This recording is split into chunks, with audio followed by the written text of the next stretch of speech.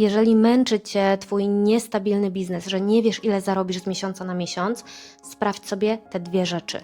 Numer 1, czy masz strategię? Czy masz strategię pozyskiwania klientów? Czy wiesz, ile zarobisz w przyszłym miesiącu? Bo jeżeli startujesz zupełnie od zera każdego miesiąca, to jest wykańczające i to nie jest strategia. Numer 2, sprawdź, czy masz wyregulowany układ nerwowy na stabilność.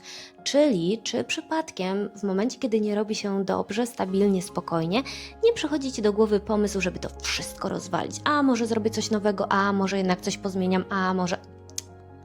To pokazuje, że Twój układ nerwowy jest przyzwyczajony do tego, że albo jest źle, albo jest high, a my musimy być tutaj, żeby było stabilnie.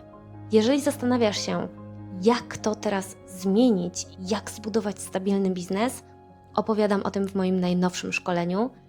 Skomentuj stabilność, a ja prześlę Ci link do kursu w promocji.